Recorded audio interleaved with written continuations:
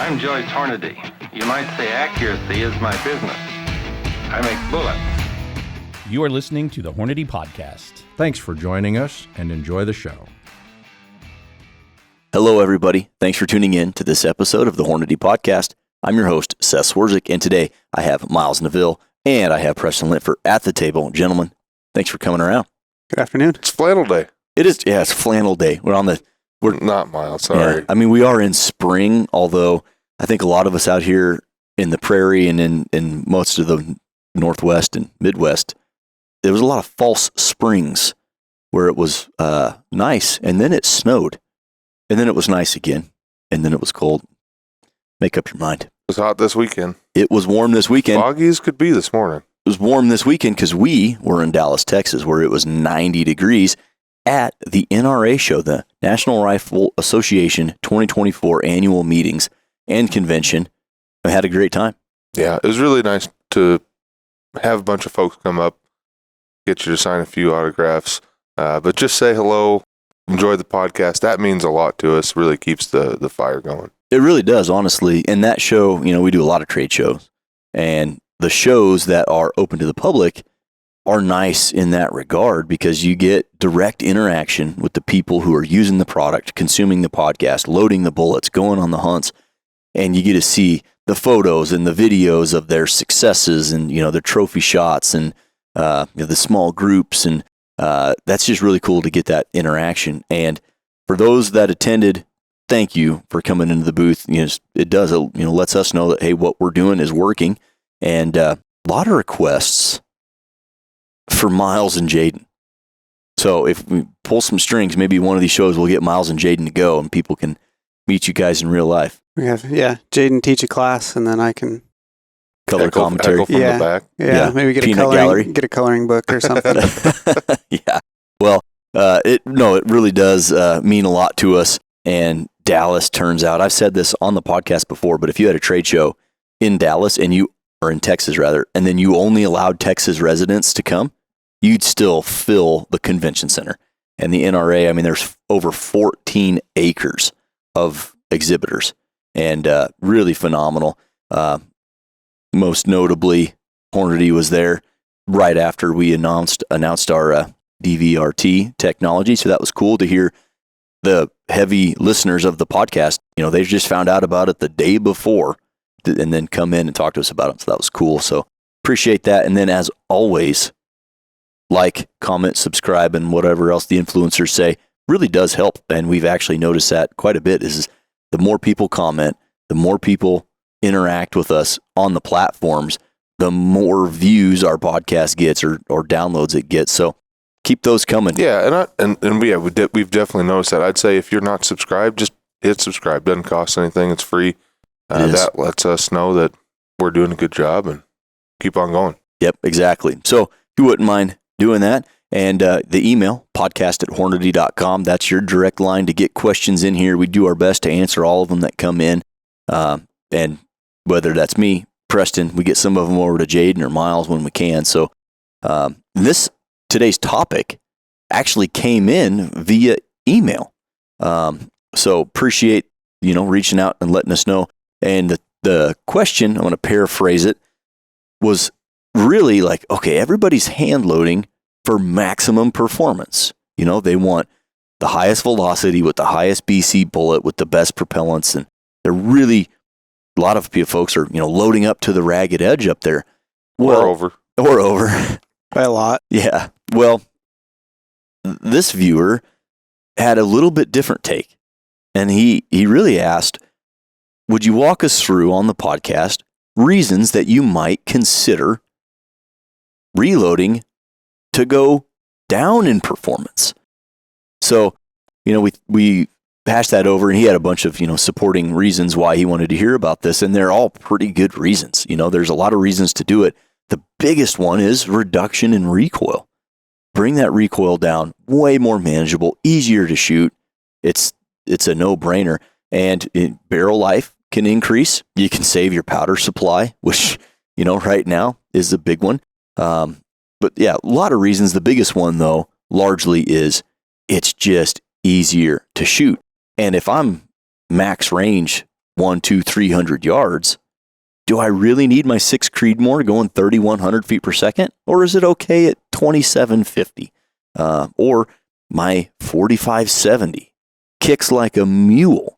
Well, does it need to be 2,000 feet per second, or could it be 1,400? And you can really open up a lot of possibilities for recoil-sensitive shooters, new shooters, people that are training. So let's get into that, guys, on reloading for reduced performance. And that's not the right vernacular, because it sounds bad. Yeah, it's a negative connotation, and that's not really what you're doing. You're reloading sensibly to maximize use case and reduce wear on the shooter, on the firearm, and your powder supply. But what goes into rifle recoil or pistol recoil? What goes into recoil? How do you calculate recoil to know what you're doing? Most of it is like a conservation of momentum. So you take basically muzzle velocity of whatever your bullet leaving the barrel times the weight of the bullet, and then usually the weight of all the powder that was, also getting expelled.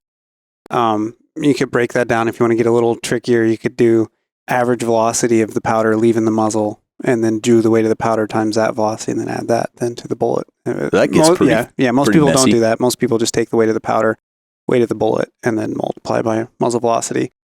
And then you have basically the weight of the rifle. And so the way conservation of momentum works, the mass times the velocity of object 1 is then equal to mass times the velocity of object 2. So then you take basically bullet and powder mass times muzzle velocity, and then you divide out the rifle mass, and that'll give you Interesting. the rifle velocity. Like that'll give you the velocity term. But then if you just want to equalize the impulse, that's basically what you're doing there. Okay. So I feel like a lot of some of the calculators that I've seen publicly, and I'm going back in, years and years, just some basic calculators you might find on the internet, they don't really include that charge weight. It's rifle weight plus muzzle velocity, and then they do some sort of calculation in the background, and they give you a recoil. But the charge weight has a say in there. Yeah. And some people may consider it negligible.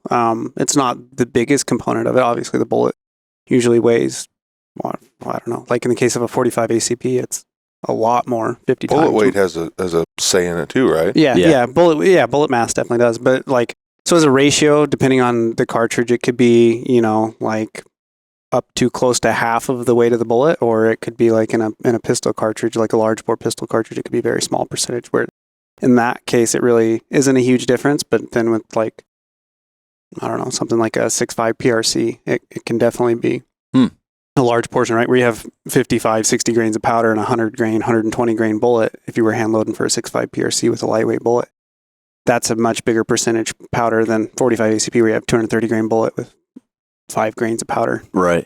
With the pepper shake. Right. The pepper shake. Yeah, that makes sense. Well, I'm sure there's some really good calculators out there now. We use the SAMI formula. So SAMI.org, there's a recoil calculation formula on there. Now, there's not a calculator to do it for you. There's a formula. So we have it in an Excel document where we can run those numbers. But it does account for powder charge weight. And like you mentioned, it's not necessarily the weight of the propellant, it's the weight of the expelled gases.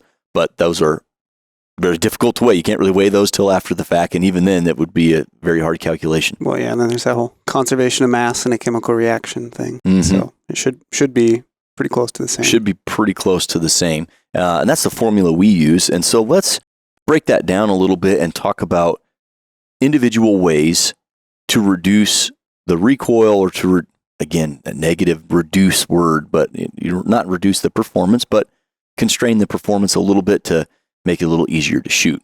And again, optimize. Yeah. There you go. Yeah. Well, again, I know it sounds negative, but a lot of positive reasons. I think, you've got a 300 Win Mag in a Winchester Model 70. Ooh. Yeah, nobody wants to shoot that.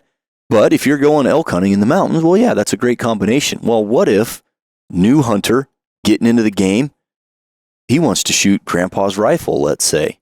Well, he doesn't need to shoot the 180 grain full house 300 Win Mag. We can tailor a load so that he can use grandpa's 300 Win Mag. And that's pretty cool. And I've got some stories about people getting ready to go on a hunt and practicing and reducing some there. So of the ways to reduce recoil for your hand load, one of the first things you can do, bullet weight. Yeah. How does that work in the calculation? Obviously, it varies on its severity, but most cartridges have a huge window of bullet weight. When hunting the wild, challenges abound. Leave nothing to chance. 7mm PRC from Hornady.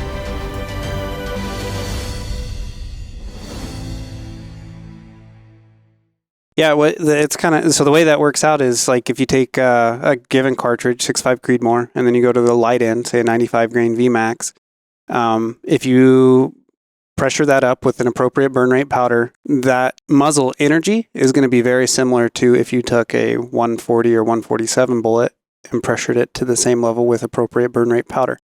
Usually you see really close energies from lightweight to heavyweight. But when you do that momentum calculation, which is mass times velocity, not mass times velocity squared divided by 2 for kinetic energy, right? So if you just do momentum mass times velocity, what you see is that the momentum, when you drop bullet weight at equal kinetic energy, the momentum's drop considerably. Interesting. Now that's just a little... That was scientific. There's a little brainworm right there. Like I just thought it was less weight bullet, more gooder, Yeah. It's always what I've always thought, but there's science behind it. Total sense. And then when you start looking at cartridge selections and caliber selections, like you mentioned, that example is perfect. In the 6.5, you have 95 grains to 150 grains. And then when you look at like 6mm, that goes into the 50s. 55 to 115. Yeah. The Hornady 60 grain spread. Yeah, the Hornady catalog list is 58 grains in our VMAX, all the way up to 110. Right, huge spread. And then when you get into like 20 caliber, 22 caliber, it's not quite as big, but even then you go from 90 grains all the way down to 24. Yeah. And you can feel it. I'm sure you guys have seen the same thing, but right away, like 308's a good one. Shoot 180 grain class hunting bullets, and then go shoot some 140s or something, or 125s or something like that. You can immediately feel that. And then same thing like with the new V-Match, the VTs. You shoot a VT next to an ELDM. I mean, that's like, is my gun broken? Like what just happened? Yeah, it's noticeable, and it's a good noticeable. It's not like, oh, I wish I was really getting beat up. No, it's like, this is amazing. Yeah, and when you take it to those really large magnum calibers, like it can be like the difference between I shoot 3 rounds and I'm done today, or I can get 10, 15 rounds done and practice sight in 0, whatever I was doing, and not feel bad about it, not walk away with a headache. Yep. Well, and that's a great example. And we talk, 308, even in like 300 Win Mag or something like that, or 300 PRC. You got bullets as low as 110 grains in 30 cal, up to 250 grains in 30 cal. That's a huge spread. Well, what about some of that dangerous game stuff, or some of the big bore stuff where you're looking at 45-70, for example, 450 Bushmaster even, but 375 H&H, 375 Ruger, 416, 470. Right. Those huge 350 to 500 grain bullets. Yeah. So you're knocking out 200 grains worth of bullet. You're knocking out a whole bullet's weight worth of bullet, going from those heavy, like say those solids down into, something lighter, maybe a more spire shaped expanding bullet in those dangerous game cartridges. Now they might not work for you on the dangerous game hunt, of course, but they can allow you to get out there, get shooting, practice, develop good habits, that kind of thing. Yeah, get new shooters familiar with this system, right? If they're have never done something but they want to go on a hunt, then you can. Here, let's not scare you immediately. Like maybe the hunt requires a large magnum caliber for big game, and so don't get them gun shy right off the bat. But you can get them used to the controls and used to shooting. Get a 0 set up, and then even an experienced shooter and a very experienced hunter with a new platform. Say you got a dangerous game hunt, and you've picked up a double rifle and you need to work on your reloads. Right. Well, do you need to do that with full house 470 nitro? Yeah. A pass. Yeah. Yeah. So moving next down into ways that you can kind of control some of that recoil, you jump from bullet weight to the other half of that equation, charge weight. Right.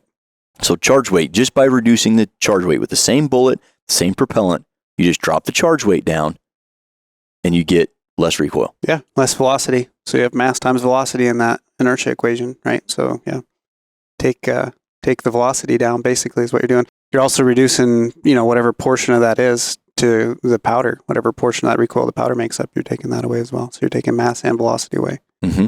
And that's one of the easier ways to do it right there. You have your recipe, you have your bullets.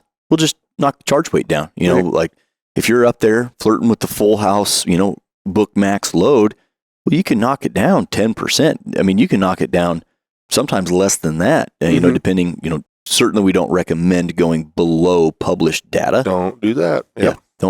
Don't do that. There can be some implications there. There's a point where the bullet doesn't leave the barrel. Well, yeah. So one, there's a point where the bullet doesn't leave the barrel. And in cases such as 6 Creedmoor and 243 come to mind, but it's present elsewhere. If you have a relatively small bore diameter, but a relatively slow powder burn, like say 243 Winchester and 4831, which is a good combination when you're, standing on the throttle a little bit, you can actually get, I think Jaden calls it a double burn effect, where the powder initially ignites, pushes the bullet into the forcing cone, right. Powder or burn slows down. Right. Once the pressure starts to drive because the bullet's not going forward, then you end up with a very dramatic second pressure. A stuck bullet and a pressure spike wall behind it. Yep. So definitely don't recommend going below, whether that be our book or Hodgson's reloading manual or anywhere else you get your reloading data. Definitely don't go below that. But there's a big window. I know in the Hornady manual, we often give 4 to 6 charge weights per powder at varying velocities. Right. Yeah, the majority of cartridges have many, many columns of powder, where there are some exceptions, though, where certain cartridges, mainly what I've seen those in is like fat cases with large bores. Mm-hmm. There's a window there, and you got to pay attention to that because there's not always a huge window in some of those. That's, very true. Very true. So, just by dropping the charge weight down and then you put them together, you got the duo. Like in that example I had, you got a new Hunter. You've got Grandpa's 300 Win Mag, Winchester Model 70. Everything's great. Metal butt plate, made from back when. Well, if he's shooting 180s to hunt elk, well, you want to take your first deer with it, you don't need a 180 grain bullet. Maybe drop down to a 150 grain bullet and then take that same powder that's always worked and you just drop that charge weight down and you've got a really good recipe right there for being effective and not beating yourself up. And before we go to our kind of third point here, while we're talking about bullet weight and charge weight, is important to talk about selecting a bullet. If you expect terminal performance and you're going to reduce the velocity, make sure you're choosing a bullet that operates in that velocity. Right. Don't slow yourself down so fast that you made a expanding bullet into an FMJ, more or less. Exactly. So terminally. Know the minimum expansion velocity. If you got questions, call our tech line for sure. But make sure that you run a calculator if you're a 300-yard shooter in this case, because that's what your land allows or where you're hunting allows. Just make sure that if you slow it down, we're still at expansion velocity at that distance. And that's easy to find in a ballistics calculator. We do it all the time. Yep. Use a ballistics calculator. If you do have questions on minimum velocity for impact, you mentioned it, 800-338-3220. Press 3, bounce you straight up to our tech staff, and they'll tell you the minimum expansion velocities of all of our bullets. But a great example would be the CX. Yeah. Put yourself in some hot water. You could. It takes a little bit more velocity to expand. Those bullets really thrive on velocity. But now that they've got a little bit less drag than their predecessor in the GMX, that did get a little bit better. But yeah, you want 2,000 feet per second minimum to get those things going. Yep. So if you took that Win Mag and you knocked her down to, 2,600, 2,500 feet per second of muzzle velocity, and you get out there at 200-300 yards, you might have bled off too much that the bullet's not going to open up. So you definitely want to look into something, like a SST, for example, that operates really good at those lower velocities, or maybe our ELDX. So you even got like our FTX line and the Monoflex that are designed for if it's a comparable, if it's the same bore diameter. There's stuff that's meant for lever gun velocity range that if you bump your modern cartridge down into that, that'd be a good 1-for-1 swap. Yep. And so moving on to the kind of the last point here, you got bullet weight and you got charge weight, and this one is tied to charge weight. But if you were trying to find the trifecta to bring the recoil down, it'd be go to a faster burning propellant. Did you know that Hornady has a full line of reloading tools and equipment? Whether you're brand new to the reloading game or a seasoned veteran, we have tools that will work awesome with your setup. Check out all of Hornady's reloading tools at Hornady.com. And that's really just to bring your charge weight down. Right. But that's a corollary of it. Mhm. Because when you look at those faster burning powders in the manual, typically their charge weights, in some cartridges, I don't know, could be 10 grains less than the slower burning powder that cartridge can shoot. Mm-hmm. Right. Yep. Just as that pressure is building, the faster it builds, the faster it builds, and the faster burning powders get there quicker, basically. Sure. And so you're not necessarily reducing the pressure at all. Right. But it's likely going to maintain the same pressure, simply get there a little quicker. Right. Yep. You may lose velocity out of that, but if that's the name, that's what you're trying to do, then that's.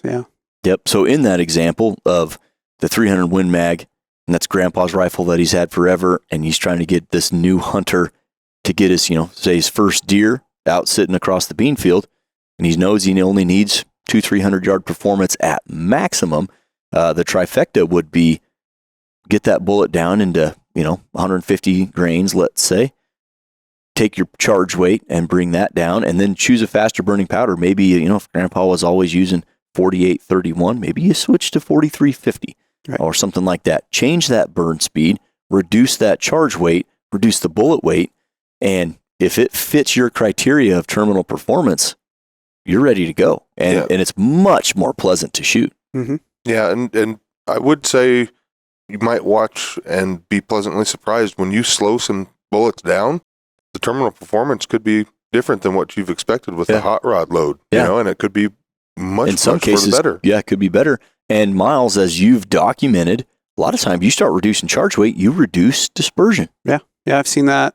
If there was a general trend to powder charge and dispersion, it's that if you put less in the case, it generally trends.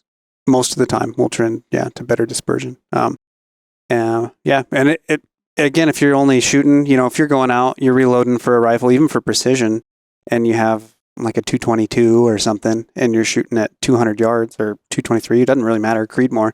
If the most you can get to is a 200 yard range, then it's really not hurting you at all to dump 400 or 500 foot per second. If all you're doing is punching paper and you want tiny little groups, I know several instances where, we that one downstairs, that 222 that lasted 18,000 rounds. Yeah, that was an experiment. Yeah. Yeah. But you bump down to a very light powder charge. You can get incredible, absolutely incredible. Your brass will last forever. You hear about guys reloading cases 40, 50 times, 60 times. That's usually a pooch load associated with that. And then, you can just pound little knot holes as well. So it's not like, I guess the only thing you're losing is velocity if you don't need the velocity to get to the target. Yeah, what are you doing? Yeah. And there's a lot of times where terminal performance is not what we're after. We're just don't want to go to the range. We just want to shoot this new rifle that, I bought at an auction, and it's a kind of a collector's item. I just want to shoot it. Right. You don't need to go full house to do that. Yeah. You get the new shooter out there, the recoil sensitive shooter, just for target practice. Yeah. Or if you're even practicing for PRS and you have a limited range that you can get to and you want to save on powder, Like that's a real thing Yeah, the last I- couple of years. Personally did that. I didn't have a 22 trainer at the time. This would have been when I was competing a little more often. And it was 6 Creedmoor at the time. And I found a spherical powder that I could toss right from the powder measure. And it took my match load, which was like 29.75 at the time, and same bullet, faster burning propellant, doing 27.50. Right. And it was just to keep the heat and the pressure out of the barrel a little bit. Yeah. And I could still get out there on the barricade and practice for a little bit and get some, and it was accurate. So got some useful training out of it. But yeah, I did exactly that. So there are a couple other ways that we can reduce recoil that are wildly different than what we just talked about. So Hodgdon has done some pretty amazing stuff over the years. And one of the things was, I think one thing that people are probably going to say then doesn't really fit in with what we're doing here is increase the weight of your rifle. But obviously we're talking about stuff you can do as a hand loader. Yeah, well, we talk about PRS stuff. That's a blend of kind of balancing the things we talked about and then making your rifle heavy. Right. Super duper heavy. Yeah, that's a great idea though, because not every rifle is a Woodstock 300 Win Mag. There's a lot of stuff being sold in chassis or built in chassis where you can just bolt some weights Got on. some M-lock on it. Throw M-lock weight on there, and those add quite a bit of weight real quick. They do, yeah. They do. Those are dense. So yeah, that's another non-traditional way to reduce the recoil. Makes things a little more shooter friendly. I wish we could have put weights on that 270 of my buddies that was going on his elk hunt. I thought about that. That was punishing. Holy cow! Probably certainly not the worst I've ever shot, but it was very negative experience. It barked. Was it? His buddy had drawn a Nebraska elk tag, Ruger M77 Mark II, 270 Winchester, full house, 130 grain GMXs. Yep. And wanted to set them up right. Yeah. And then I wanted to get them on paper and woo, whammy. Shooting, I love the Ruger M77. It was my first rifle in 287 Roberts. Great rifle. Not built for shooting from the prone. I think my collarbone's still bruised, and that was like 8 years ago. What's the pump action Remington? 760. Yeah, I think they make it in a 270, right? Oh yeah. I had, for the longest time growing up, had the worst opinion of the 270 because I shot one of those and it just smacked me around. Yeah. Yep. Probably not the cartridge's fault, but No. they just put them in lightweight hunting Yeah, rifles. well, that's Yeah. before I knew better, but yeah, you get a 5-6 pound gun with no scope and full house, 30-06 family cartridge. Yeah. Well, before we get into the other non-traditional ways, which I'm about to talk about, suppressors and muzzle brakes, obviously. Yeah. Yeah. That goes without saying. One increases the noise very dramatically. Muzzle brakes, not so much suppressors. Reduces the recoil quite a bit, and the other doesn't reduce the recoil quite as much compared to a brake, but much more pleasant to shoot. And I stole this analogy from somebody, and I can't remember who. So this is not my original thought, but their explanation of suppressors versus muzzle brakes was like, if I stood in front of you and I shoved you in the chest as hard as I could, you would experience that. Okay, got that experience. And then we did it again, and then right as I shoved you, a bomb went off right beside your ear. It would be a little bit more of an impactful event, although the push would be the same. And that's how he thinks about suppressors, is that it's just a more pleasant shooting experience all the way around. Reduces the recoil, reduces the sound, and changes the recoil pulse, if you will. Right. Slows it down. Yep. So those are good ways. The other two ways, Hodgdon propellants. The first one we have to talk about is Trail Boss, which right now is like finding a chicken with lips because it's been discontinued. I've heard that maybe it might come back one day. Who knows? But if you can find some Trail Boss, that is amazing. It's like fluffy gold.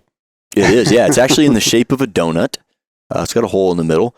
And basically, you lay a cartridge case down and you put your bullet beside it at the, close to the right seating depth, and you draw a line on the case. And then you fill the case full of Trail Boss to that line on the case.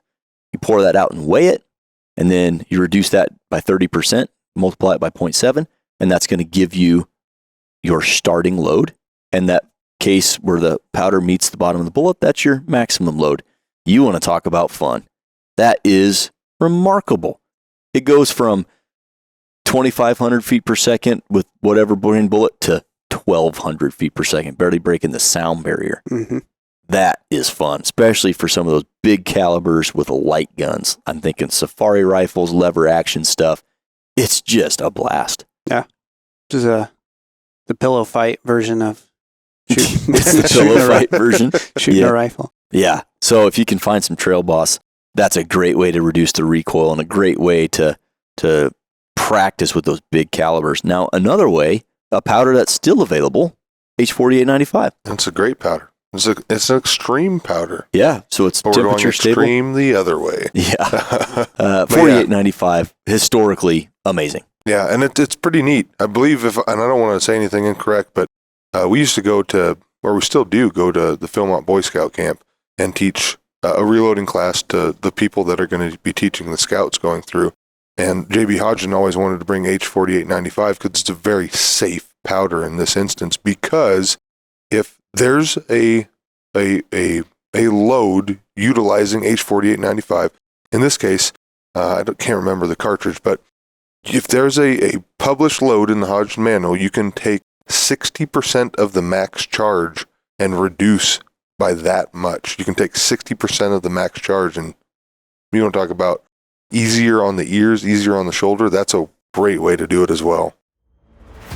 Utilize your space your way with the modular Hornady Security Square Lock Organizing System. Mount the Square Lock panels anywhere in your home or shop. Then attach the wide assortment of Square Lock accessories to securely store firearms, tools, gear, or any other valuables in any possible configuration.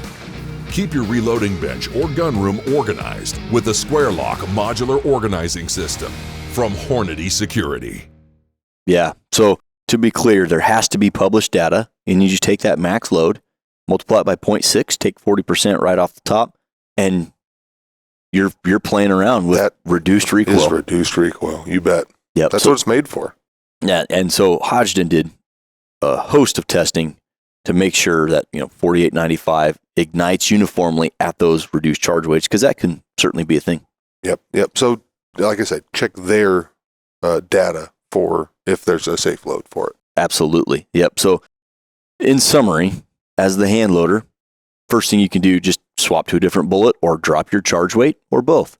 Third thing, throw in a faster burning propellant and then reduce charge, reduce bullet weight with that faster powder, and you're right there. So then some non-traditional ways, muzzle brake, suppressor, of course, those are certainly traditional, but increase the weight of the rifle. A good way to eat up some of that recoil.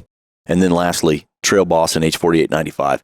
Big advisement here, though. You can't be reducing propellants that aren't published as safe to reduce. You don't want to be doing that with any other propellant but Trail Boss and 4895. Yeah, don't go extreme with it.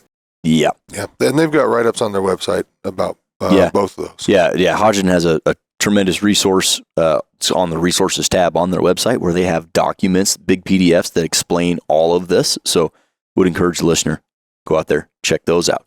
So what if you want all this, you want this benefit, but you don't hand load? Well, we got you covered. Couple options out there. The first, been around a long time, Custom Light. Yep. And that's pretty dramatic. Probably on the average about 30% reduction in recoil over traditional loads in those cartridges. Yeah, and who doesn't want that? It used to be a really big lineup, and now we've got it condensed down to our most popular SKUs, but we do offer Custom Light in 243, 708, 308, and 30-06. And the 30-06 one is a way more dramatic reduction in recoil, if I'm remembering right. It's a sweetheart. It's just, because we've all shot 30-06, and I know it's not a Magnum caliber, but it lets you know you pulled the trigger. Oh, yeah. And throwing in the Custom Light ammo. And then so we use, like everything we do here. For that Custom Light line, we used modified bullet weights, always light for caliber. We'll use a faster burning propellant and a smaller charge weight, get that recoil down. They're still accurate. They still ignite well. They're still temperature stable.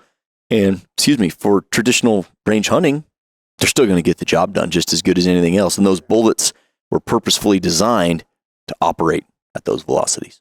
Yeah, I always enjoy seeing the testimonials of people writing in with the new shooter that said that we used the custom light and they absolutely loved it. And that's always really, really nice to see. Yeah, too bad your buddy with the 270 didn't draw a good mule deer tag, because we would just gave him this and not had to shoot. I don't think I'll be taking his 270 anymore and helping him. Yeah, right. Another great option, if you're not a reloader, bring the recoil down, are subsonic loads. Now, this is slightly different than custom light because subsonic uses really heavy bullets. Mm-hmm. But we use a very, very unique, not commercially available propellant that lets us get super low charge weight, but still get enough pressure to always kick the bullet out at a consistent velocity. That is below the speed of sound. Yeah, when you cap the velocity at 1050, you got to put a lot of bullet in there to get your recoil back up. Yeah, well, and you actually did a lot of the bullet design for that sub X bullet that goes in the subsonic line, and they're huge. Yeah. Looks like my thumb in some cases. Yeah, like the 4570, I think it's a 410 grain bullet. Mm-hmm. And those are actually some of the funnest rounds to shoot as far as 4570 goes. You suppress a 4570 and shoot those sub X rounds through it, and that's actually like pretty hilarious time. It is just for what it is. What's also crazy is the effectiveness of these bullets terminally. Yeah. The subsonic line is remarkably effective at, sub 150 yard hunting. Yeah. And for sure, like big game, make sure that you meet the energy requirements and whatever. But I like to tell people it's a lot like archery hunting, terminally, right? Like you get the tissue damage the same as you do with a broadhead. It's just not at such a high velocity. So generally, it's like a longer process for the animal to expire. But it's 100%. Like it's just as effective. Just as effective, incredible hemorrhaging, and just really just bizarre because it's so quiet. I think we'd be remiss if we didn't mention talking about a suppressed subsonic 300 blackout AR. Right. That is remarkable. You got this tiny little AR pistol. You can hear the firing pin hit the primer, and that's about it. And then effectiveness on like pigs, for example, it's remarkable. It's a 190 grain bullet, penetrates, expands, everything you want. It's a good time. I think we'd be even more remiss if we didn't talk about the accuracy of that 190 grain sub X. That's and true. You might expect them like it's going 1,050 feet per second. It's not the most notoriously accurate system. No, those things flat out shoot. So if you haven't tried them, I encourage you. Yeah, I as well. They're effective at taking out skunks on the farmhouse also. Yep. We may or may not know. Don't want to get the dog in there. Can confirm. So, guys, we talked about the recoil formula, what goes into it. We talked about all the ways as a hand loader to bring that recoil down. And it's just, I think that's something I would have never thought about doing on our podcast had we not received an email about it. But it's something we've all done. Yeah. I know Abby Hornady was getting ready to go on a hunt, her first Cape Buffalo, and Joe Thielen, always on the podcast, Assistant Director of Engineering. He got her 375 Ruger, and instead of shooting the 300 grain solids, we're going to shoot some 250. They were GMXs at the time, and we're going to go with a really modest charge of Varget and get something that you can train with and shoot and get comfortable with the system and make sure that you're ready to go. Now, of course, you have to supplement that with a healthy dose of shooting your full house stuff, but it was really effective. Get on the hunt, the adrenaline's pumping, you make it happen. And so definitely an advantage there for the recoil sensitive shooter, the big guns, the new hunters. I mean, there's just a lot of reasons to do this. Again, I would have never thought about it to do on the podcast, but I've done it myself, and I know you guys have as well. Yeah, it's conventional wisdom. I always want more, better, Mm-hmm. right? Faster, higher BC, lower drag, whatever I can get more. that comes at a cost. And that's usually felt recoil. There's a lot of situations where you don't need it. Yeah, really, really don't need it. Yeah, if you know you're in a position that you got a 150-yard shot and that's all you're going to get, maybe a 60-yard shot, that's all you're going to get. Yeah, then 300 foot per second over what you needed isn't doing anything for you other than kicking you. Mm-hmm. My head's been bouncing around in the echo chamber a little bit here while we've been talking, but we're talking to the masses right now. I mean, this is for anybody. Another reason why you might, it's a smaller subset of the market, but if you're doing some competition on like steel plates or whatnot, like we do, just being able to have less recoil and stay on target and see where that bullet is going is huge. And that's why, when we really got into it, we were pushing the 6.5s as hard as we could. Yep. And then I went to 6 and pushed it as hard as I could. Eventually backed it down, and now I'm back to a little tiny 6 arc going 2750. Yeah, that's exactly right. I would say it's not, you said it's going to be hugely important. I'd say it's vital. It is a vital aspect of being a precision rifle shooter, field style shooter, that you see where that bullet goes. Yeah. Because if you don't, that's a bad day. That's point shot lost. Shot 2's random guess number 2. Yeah, which Well, I was. You guess one way or the other. I was in the camp of doing that. Like you said years ago. Yeah, we were to the gills running 6.5s hard. And the rifles were lighter then too. Yeah. Now they barricade bench rest. Right. Barricade bench rest. Yeah, that's true. Gamer guns, but it's the same thing. You see that with like 3-gun and a lot of the handgun competition stuff too, where they don't have to meet a power factor, or maybe just enough to meet the power factor, basically. But they're playing a game there where they want to limit the recoil as much as they can so that they can get faster follow-up shots. Yeah, the way some of those guys drive the pistol and it's barely moving, like there's a lot going into that. I guarantee it's not just all skill, but most of it. Yeah. Right. But there's probably some specialized loading going on there. Oh yeah. 100%. Fine tune that last little bit out. You can get it. Awesome. Well, guys, this was an enjoyable podcast. Again, one that I don't think our team internally would have ever thought to do. So again, appreciate the suggestion. You guys have anything else on, reducing loads, reducing recoil, maximizing, optimizing the load?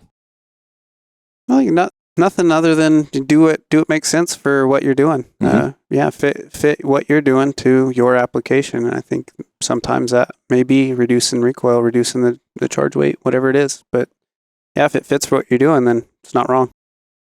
I like it. I couldn't have said it better. Holy cow. I nailed it. All right, guys. Well, thanks for coming around the table and for visiting. And I really appreciate it. You bet. Yep. Guys, hopefully you enjoyed this podcast about kind of a different way to look at reloading. We hope you enjoyed it. We'll catch you on the next one.